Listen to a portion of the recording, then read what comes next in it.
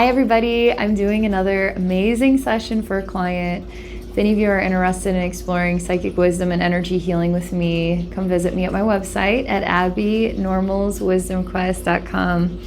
I'm also on Patreon at patreon.com/abbeynormalswisdomquest. I want to thank you so much for another opportunity to connect with you. I really value these sessions and really appreciate your willingness to share with others here on YouTube. Okay, I'm going to read your goals and get started. So you say, for the next session, can we do a healing style session with a being called Seth? He was channeled by a woman named Jane Roberts. Best books I've ever read, hands down. Much love, you fabulous being of light.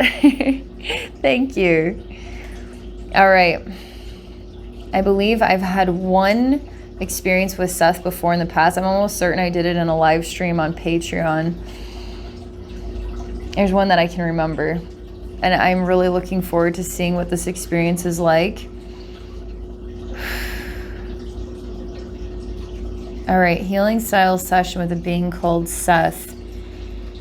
I can't blame you for wanting to do this, to bring this experience into your life, especially after reading awesome books, best books ever. Okay, now you're gonna have the best video session ever with Seth. Here we go. Seth, what is the most meaningful wisdom and healing that you would like to share today with my client? He's very fast right now, and he's going around me in a circle, and he's drawing pictures that look like flowers and flower petals, and so it's a still shot. But it's not just a drawing like black pen on white paper.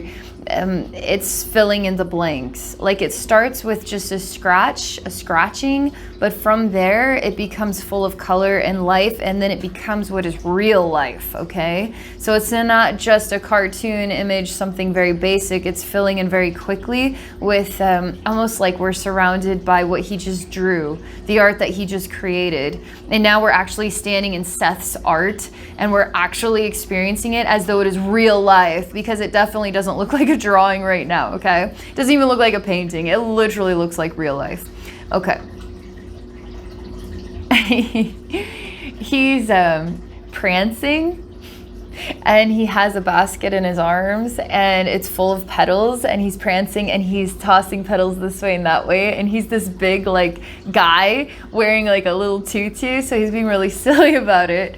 And he's just tossing flowers and petals this way and that way. And he's wearing like ballerina slippers, and he's a hairy kind of burly man. So it's really funny to see this. Because he says, it's like he's putting on a show for us. He wants us to smile and be happy. He wants to have fun and be playful. It's not something you see every day. He spins on one toe, and then he kind of lands on both of his feet, and then he sort of opens his arms like, here I am, you know, here I am, bask in my beauty. There's something interesting about how he is presenting gender identities, because he's really bringing out the manly man, you know, the manly man that has the very hairy chest and kind of shows off his hairy chest and really big, strong muscles, like he's maybe works in the woods and cuts down trees or something. Like he looks like a lumberjack. And then he has this pink tutu, and it's exposing all of his hairy body. And it seems way too small for his figure. And then he's dancing, you know, very light, like he's very light on his feet, almost like there's no gravity, and he's free. And I really like the presentation of the divine masculine and the divine feminine sort of smushed together in this, it's like theatrical presentation. And the art that he created, it's not that, it's like he brought something to life. He brought an idea, like he put the idea on paper. At first it was literally like Sharpie marker on white paper, but it was just so fast that it was turning into a art that was turning into photograph, that was turning into 3D, and then it's turning into reality. And now he's putting on this incredible show for all of us, and he's expressing something extremely deeply meaningful. He's wanting to touch our lives with new ideas, new ways of perceiving things, laughter, lightheartedness, and it's for everybody. And everybody can take it in their own way. But he really is encouraging lightheartedness. And I feel this is an incredible message for you about what are you creating, not just on like a two-dimensional flat sheet of paper, but actually bringing to life and then dancing in it in your own life, letting it surround you, come to life, and you're the dancer in this experience. And how are you sharing this with others? And how do you want to impact other people's lives? And it's like, there's no shame here. There's literally no shame here. To be free, to be you, however you want to express yourself. And it's beautiful. It's like he's really amping up the sound of colors. He's really amping up the sound of the beautiful world that we live in, but you can be the creator of a beautiful world, and then you can dance in that world and you can share it with others. And then it's like he's really amping up the volume of the sound of how when we start with something from scratch, we start with something from a beginning, it seems small and silent, it seems flat even. It lacks dimension and perspective, it lacks all the sounds of how we relate to what we are looking at and what is being shared with us. So it's like the world becomes more dimensional the more that we put in our energy in and experience it, and then we share it, and that creates a dimension of energy, and it's like becomes more and more and more dimensional, and it starts to sort of build its own space and its own presence in time, and it's like it just gets echoing louder and louder and louder, more meaning. Okay. Oh, he says, okay. He really, it's like we're all going to some sort of convention to better ourselves, because now it's sort of turning into a stage where you're being brought from a crowd of people onto the stage after you just put on the show for us. And now, I don't know, he's going to ask you some questions. You're probably going to feel weird about it. The light's really bright in your face. It's hard to see, but he knows himself. But it seems like you don't know yourself, but we're here at the convention of discovering who you are and being safe to be who you are. So we're at this convention with Seth right now, and so he's gonna help you own it, discover who you are, and he's just like motivational speaker, okay? So, oh my God, you're not gonna believe what he did. Okay, so now you're up there. He's got you up there. He says, here you go. He brings you to the podium for you to, he's like, what's your name? What's your name? Tell us your name. And then you say your name in the microphone and he disappears. And it's just you at the podium, at the microphone with the super bright hot lights and the people looking at you, wondering what's going on. And let's see what you do.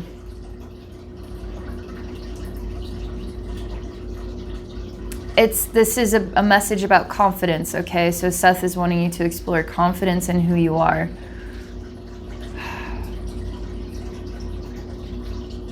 He says that this is actually your convention that you created, and you're the motivational speaker that is helping other people to discover and feel safe with who they are. And now he wants you to put on that presentation. And how are you going to do that? How are you going to do that? Like, own it, believe this is real right now. Believe it, be in the moment of it, and express that.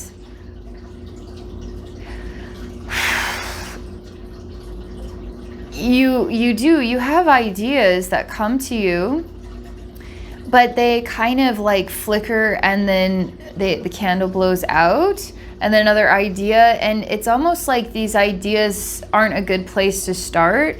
It's like, oh, I could start by telling people who I am and about my life and my background story, and why I chose to be a motivational speaker.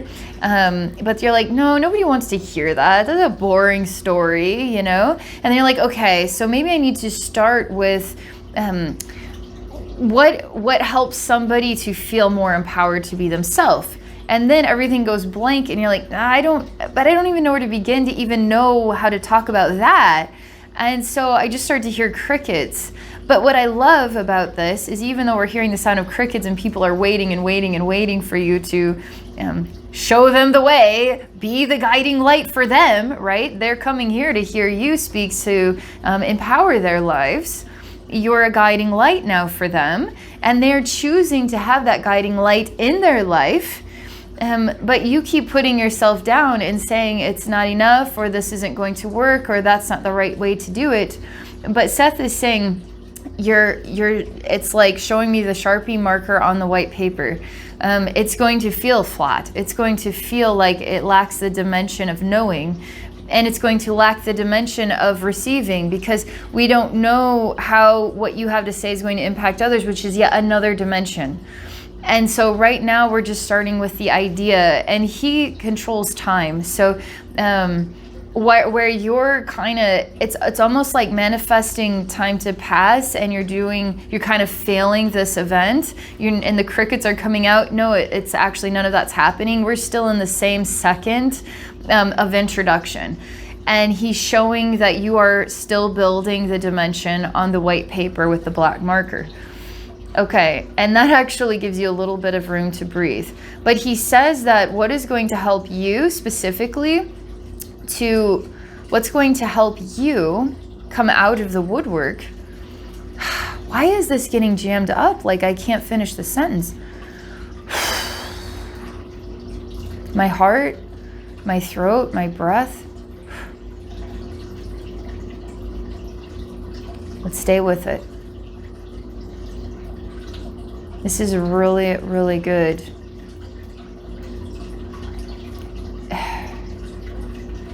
It's like things are moving too fast. I have to be too much already. I have to be already there, and I don't feel like I am. Comes back to the word building confidence. Comes back to the white sheet of paper and the black marker. Comes back to we have to start with something. But now this is the thing I was trying to say, is that in order to give yourself the kick in the rear to get to the next dimension, it's almost like put yourself on the spot, make yourself nervous, make yourself sweat, make yourself feel like you're not ready yet.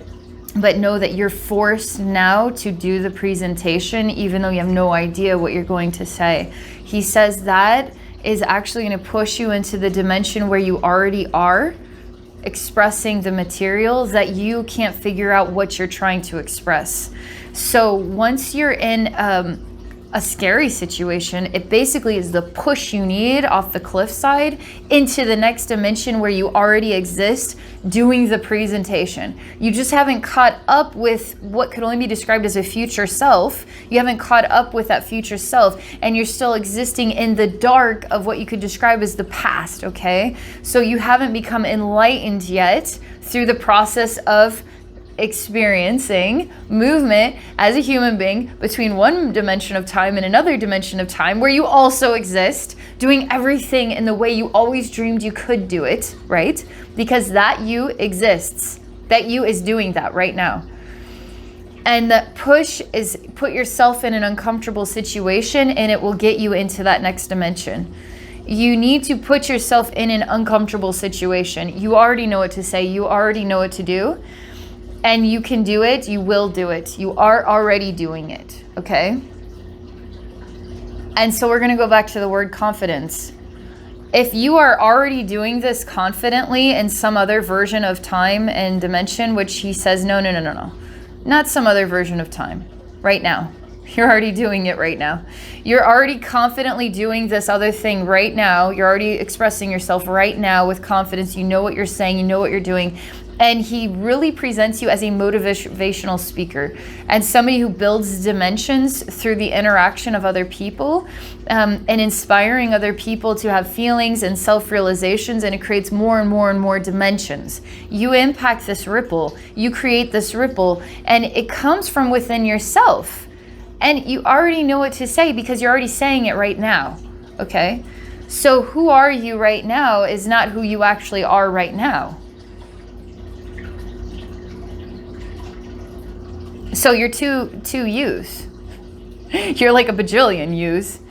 And you are all those yous right now. And you can easily be any of those yous that you want to be. And now you can own it that you already are there. You're already that person that you always wanted to be because you already are that person right now. You already are that person right now. And he shows the eyes that look and admire what another soul is presenting or what another soul is doing. And something about that alone empowers us. We value each other. But when we're watching someone who is confident and someone who knows what they're doing and someone who is putting on a display of some kind and something impacting the heart or the emotions or the senses, we admire that person. We even feel revitalized from that. We feel new. We feel stronger. We feel like we've grown. We feel like we value that moment. Now we look at ourselves in the mirror and say, well, what am I doing?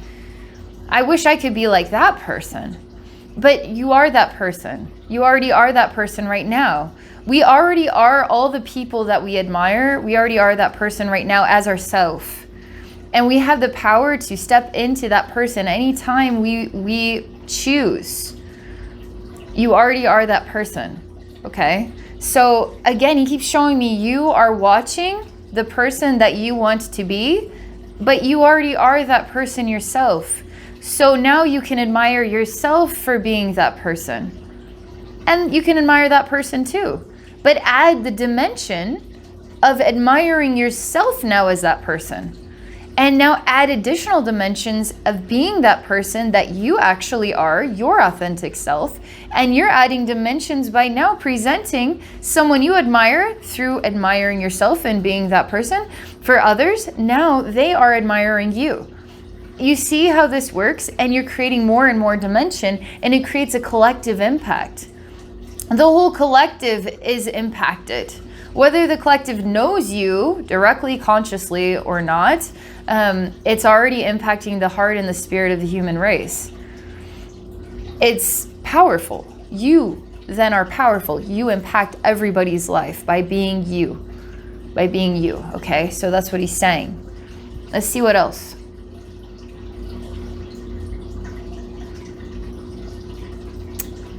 Oh, whew. Like really great chill just happened. I felt it. I still feel it in my shoulders, in my spine, in my arms. It's like a really great chill. Like, you ever just have a random moment where you're just doing a random normal human thing, like you're just eating your cereal, or you're, I don't know, maybe you're, but it seems like it's not triggered by anything, and it just happens, and you get a really good chill out of nowhere. This is like the next thing. So let's see what this means. Okay, he says, there are doorways everywhere. There are doorways to yourself everywhere. And open a door for someone like Seth to have easy access to bring really good chills into your life. He shows me how when he flies really fast, it's kind of fun for him to say it like this, because that's what it would be like to us. That's how we would envision it. That's how it would be, even though it's not really. It's more like he's sending really great vibes. Like in his mind, okay, he shows me as this like all-powerful meditator, and his third eye has these like rings, like wow, wow, wow, but it's like wow, wow, wow, wow, wow, wow, wow. Like it's like wow, wow, wow, wow, wow, wow, wow. It's really fast, and he uses his mind to wow, wow, wow, wow, wow, wow, wow, you, okay? And so it's just like he wow-wows you with his third eye, and it like he visualizes you feeling it on your backside, and you do, and it's just like wow, wow, wow, wow, wow. So he really gets very happy about that. The original image was like he was like the Flash and he was running past you really fast because you'd open the door and said, Seth, come in, and he runs really fast and you're like, woo, it's like something just like brushed past me. But really he's like the all like powerful meditator going blah, blah, blah, blah, blah. So that's like what's going on. But he really likes this about the human race and about being human is our perceptions of things, and how we are so powerful to create anything, to let anything in and happen in our lives that's actually abundantly beautiful. Like we can open the door to things that are wowing us, that are beautiful, that are kind and generous to us, that see us and help us feel valued, like on the next level of what that can feel like, okay? Because we can always go up the ladder of how we can allow ourselves to feel valued. Don't close the door on allowing yourself to feel valued at the next level of your ladder, okay? So it's like we can always go higher. So he's showing me how much fun he really enjoys the human race. He really enjoys, because we're so powerful in what we can create. And then he's really encouraging you to be your powerful you and create some doors. Visualize a door. There it is, open. Now there's Seth at the door waving, hello, hello, you know, and then he's here with you. He's here to help you with anything you want a friend to help you with. He can't do it for you. But then he's like, but can I? Because he like shows me that he's Seth in the eyes of your body and that you're both doing it together.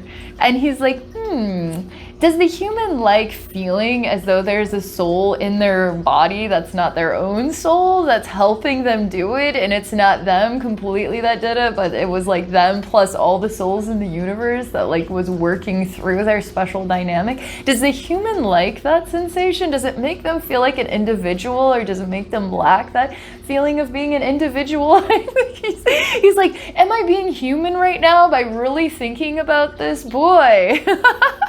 He's so funny. Okay. Let's see what he does next. All right. Okay. So healing. Seth, healing you. Okay. Seth, share some healing. He just stands there with a big smile. Because he shows, it's like this has been so healing for you. Just to have this time with Seth, just to talk and exchange in this way has been so healing for you. And it's been memorable, it's been loud and meaningful, it's built new dimensions inside of yourself, and he's touched and honored that he could be a part of your life, that he could build new dimensions, because when he inspires you and you build new dimensions based on the impact of him, you build them together, which means your souls come together in a closer way. And that's why it's so important that we build dimensions that are positive and not dimensions that are hurtful, right? And he's really glad, he's really happy that he could build dimensions with you that are so positive, because it brings your souls closer together through a positive connection. Because it's like, this is the energy that we build that inspires us to circulate back into each other's lives again, to have a conscious memory of that exchange again in another version of now, another version of time and space, however we want to perceive that. And that means that you and Seth will know each other again and again and again, and get to continue to build dimensions with one another again and again in future lives. But he's not really a fan of like future lives, past lives, because everything is happening right now. So there's more dimensions always being built between you and Seth all the time for all eternity. And it's all full of warmth and love and joyful exchange and gratitude for one another. And so he's saying that. It's really nice.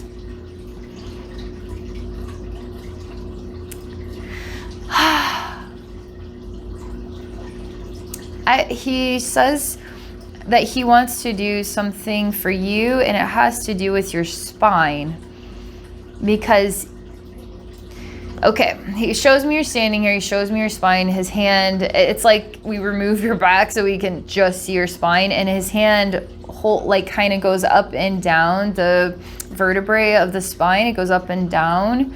And something vibrationally can be improved here. So, and it seems specific with the balance of the spine, the vertebrae, the juices between the vertebrae, the nerves. Like, it seems like something with the physical of the spine. So let me keep watching.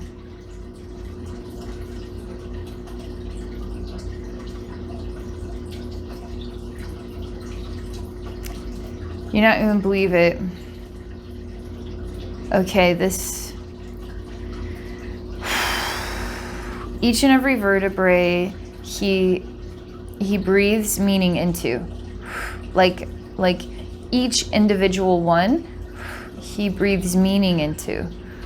And in the breath of meaning, he encourages the vertebrae, each individual one, to have its own individual meaning, okay? He breathes into the vertebrae beautiful memories from childhood, okay? And he shows me a child with sparkling eyes putting an ornament on a tree. And I see a child with sparkling eyes in wonderment about basically life. Literally, like looking out the window and it's dark outside and just having this like movement in the heart and these sparkling eyes and looking at something that is beyond vast. And it just goes without words, but it's a sensation, a feeling. And it's beautiful. It's absolutely pristine. It's beautiful.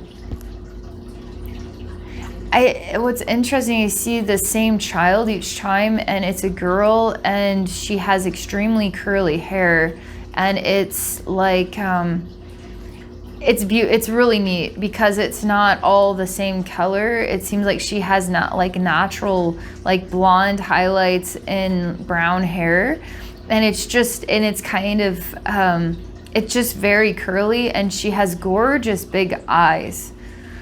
And she's like, I always see her, it's like she has a white turtleneck, and then she wears like a little skirt that's it's like a little overalls type, but it's a little dress, and it's got plaid, and it's red and black with a white turtleneck.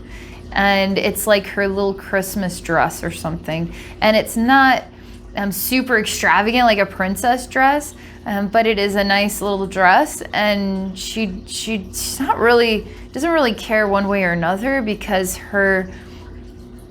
what shines the brightest for her about life is how she experiences something awing about these simple moments. Like there's something about this ornament, and it's plastic. It's not even that special, you know?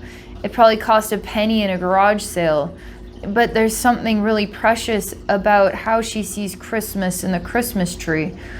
And the Christmas tree is barren, except this is the first ornament, and she gets to put the very first ornament on the tree, and every part of her being is going into how she can make this the most special thing ever. Like that this placement of the first ornament, it's the most special ornament, it is the most special placement, and I'm gonna make it so beautiful, and I'm gonna make this tree so beautiful, and it's like gonna heal everybody, and everybody's gonna be so touched by it. And I feel so special that I can be this person that is doing this special thing and making it so beautiful for everybody, and for this tree who really wants ornaments, you know. And I'm telling you, it's like on and on and on and on, and it's so genuine, and it's so innocent, and it's so powerfully loving over something that it's like, as we grow into adults, we think less of these cheap ornaments. But to a child, no, it's like, this is the one I'm choosing, which makes it the most precious one, and this is the one that speaks to me, and this is the one that I'm putting on the tree. And he's sharing, breathing this precious moment into one of your vertebrae, okay? And each vertebrae gets one of these breaths of a memory. And it always seems to be this girl. I have a lot of vertebrae, so I can only tell you these two are the ones that come to me, where she's now looking out the window and it's bedtime. And it's like the window is open and the same curly hair, even the same outfit. It's like, how, I mean, this is, the window's open. Is it, she must not live in a very cold environment. But she's thinking about something that has no thoughts, because she's sensing something. And she's just looking, and you can't even see any stars because it's a cloudy night. And she just, it's like she's speaking to the breath of life. It's like she's speaking to God. Like she's speaking, and she doesn't, it seems intuitive, like she knows something, that she senses it. And it's so innocent, and it is so genuine, and it is so moved. Like she's in awe of life.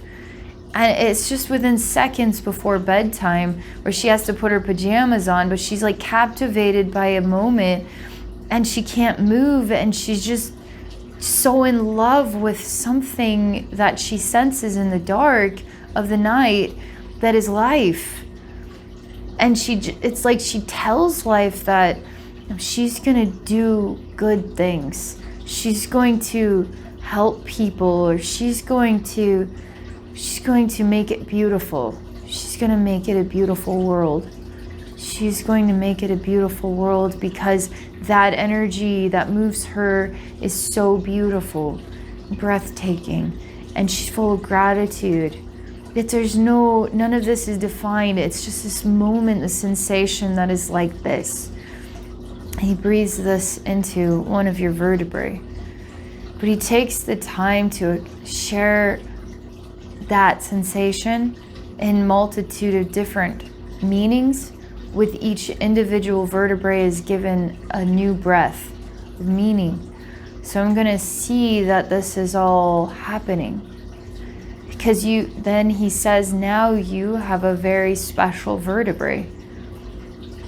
And he's proud to say that he was able to help you value your backbone, your spine, more now than ever before.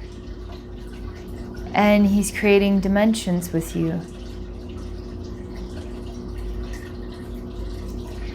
There is that sense of like play on words.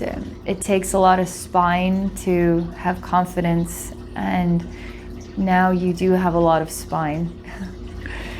And Seth breathed meaning into that beautiful spine of yours and gave you a new spine of meaning. I mean, there's something beautiful here. I don't even know that I want to talk anymore. Just like interrupting the flow of what feels so abundant. Okay. That is all I'm called to share with Seth for you today. Thank you. That was wonderful. That was amazing. I feel gifted. Thank you for sharing this gift with all of us. You're a motivational speaker today, see? You did it. I wish you all the best. I wish all of you all the best. Have a wonderful day.